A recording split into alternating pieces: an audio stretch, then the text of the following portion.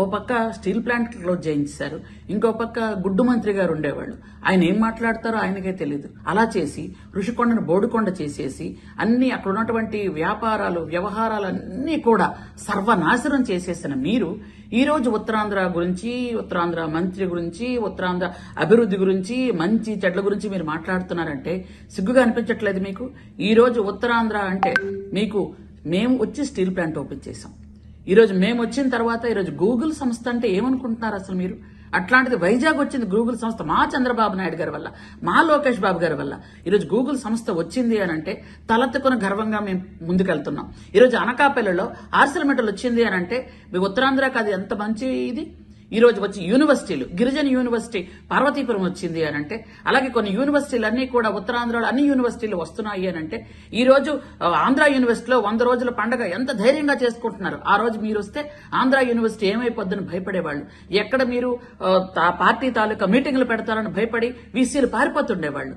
ఈ రోజు మీరు మాట్లాడుతున్నారే ఉత్తరాంధ్ర అభివృద్ధి జరిగింది అని అంటే మా వల్లే జరుగుతుంది. అది మా కూటమి ప్రభుత్వం వల్లే జరుగుతుంది.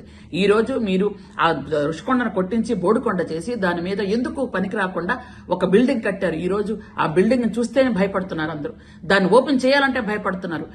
దీని రెంట మనం కట్టుకోగలుగుతామా, దీన్ని మనం మోయగలమా అనే భారంతో అందరూ చూస్తున్నారే. ఈ రోజు ఏదైనా ప్రతిదీ కూడా ఐటీ హబ్ అంటే విశాఖపట్నం కనిపిస్తుంది.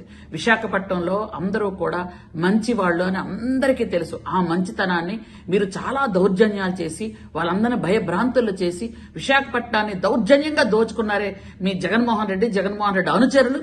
ఈ రోజు ఇంకా మళ్ళీ ఉత్తరాంధ్ర గురించి మొసర కన్నీళ్లు కారుస్తున్నారు కదా. ఈ రోజు మళ్ళీ చంద్రబాబు నాయుడు గారు ఈరోజు అనకాపల్లిలో ఇంకొక శంకుస్థాపన జరుగుతుంది. మీకు ఇవన్నీ కనిపించట్లేదా? ఇవన్నీ చూడలేకపోతున్నారా? లేకపోతే ఇవన్నీ చూసి కడుపు మంటతో మాట్లాడుతున్నారా? అసిడిటీ చాలా ఎక్కువ వచ్చేస్తుందండో మీకు అందరికీ. కాకపోతే చూసుకోండి, ఉన్నటువంటి మంత్రులు గాని, అక్కడున్న ప్రజాప్రతినిధులు గాని, మిగిలిన వాళ్ళందరూ కూడా ఉత్తరాంధ్రాని పూర్తి స్థాయిలో అభివృద్ధి చెయ్యాలని ఒక కంకణం కట్టుకొని ముందుకెళ్తున్నటువంటి బ్యాచ్ మేమంతా. ఉత్తరాంధ్రాని డెవలప్ చేయాలి అని ఈ రోజు మీ హయాంలో పూర్తిగా ఎంతో మందికి విశాఖ ఉక్కు, ఆంధ్రుల హక్కు అనుకున్న విశాఖపట్నాన్ని మీరు అక్కడ ఉన్నటువంటి స్టీల్ ప్లాంట్ ని క్లోజ్ చేసి పడేశారు. మీరు వాళ్ళందరూ రోడ్డు మీదకి వచ్చే పరిస్థితి తీసుకొచ్చారు. ఈ రోజు మోడీ గారి సహాయంతో ఈ రోజు మనం చక్కగా స్టీల్ ప్లాంట్ ఈ రోజు పనిచేస్తుంది అంటే, లాభాల బాటలోకి వెళ్తుంది అంటే ఎవరి వల్ల? మా చంద్రబాబు నాయుడు గారి వల్ల కాదా? ఈ రోజు మీరు మళ్ళీ మాట్లాడుతున్నారే సిగ్గు లేకుండా.